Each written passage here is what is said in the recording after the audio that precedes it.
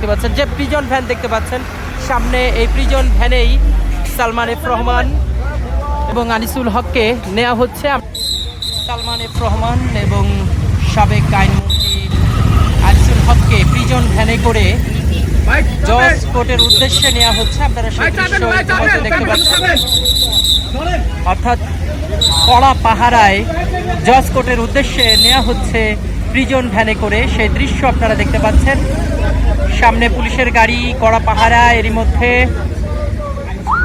দীর্ঘ সময় পর আমরা দেখতে পাচ্ছি ডিবি কার্যালয়ের ভিতর থেকে তাদের দুজনকে নিয়ে প্রিজন ভ্যানে বের হচ্ছে জজ কোর্টের উদ্দেশ্যে। সেই প্রিজন ভ্যানটি ইতিমধ্যে ডিবি কার্যালয়ের ভিতর থেকে বের হচ্ছে, সে দৃশ্য আপনারা ইতিমধ্যে দেখতে পাচ্ছেন। যে প্রিজন ভ্যান দেখতে পাচ্ছেন সামনে, এই প্রিজন ভ্যানেই সালমান এফ রহমান এবং আনিসুল হককে নেওয়া হচ্ছে। আমরা দেখতে পাচ্ছি কড়া নিরাপত্তায় তাদেরকে নিয়ে যাওয়া হচ্ছে, সে দৃশ্য ইতিমধ্যে দেখতে পাচ্ছেন।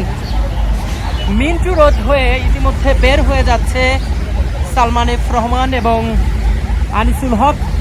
তাদের দুজনকে প্রিজন ভ্যানে করে নিয়ে যাওয়া হচ্ছে জজ কোর্টের উদ্দেশ্যে। দর্শক, কালের কণ্ঠ থেকে আপনাদের সাথে যুক্ত রয়েছি। আপনারা নিশ্চয়ই জানেন 16 তারিখে শিক্ষার্থী এবং একজন হকার সংঘর্ষে নিহত হয় এবং সেই নিহতের ঘটনাকে কেন্দ্র করে একটি মামলা দায়ের করা হয় নিউ মার্কেট থানায়। সেই মামলার পরিপ্রেক্ষিতে গতকালকে সদরঘাট থেকে নৌযোগে পালানোর সময় সালমান এফ রহমান এবং আনিসুল হক আইনমন্ত্রী সাবেক, তাদের দুজনকে আটক করা হয়। তারপরে ডিবি ব্রাঞ্চে আমরা দেখেছি, অর্থাৎ ডিবির যে প্রধান কার্যালয়, সেখানে দীর্ঘ সময় থাকার পর মাত্র তাদেরকে নিয়ে জজ কোর্টের উদ্দেশ্যে রওনা হলো, সেই দৃশ্য আপনারা দেখতে পেয়েছেন।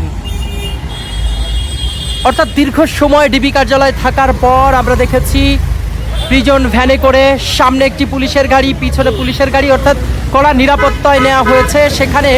অন্যদিকে আমরা দেখেছি জজ কোর্ট এলাকায়, সেখানে অসংখ্য পুলিশ এবং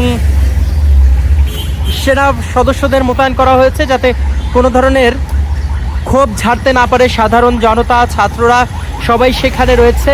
অর্থাৎ তাদের দুজনের উপরে যাতে কোনো ক্ষোভ না ঝাড়তে পারে, কোনো ধরনের বিশৃঙ্খলা সৃষ্টি না হয়, আইনি প্রক্রিয়ায় যেন তাদের বিচার হয়, সেজন্যই মূলত এই নিরাপত্তা। ডিবি কার্যালয়ের সামনে রয়েছে আমি ইখলাস রহমান।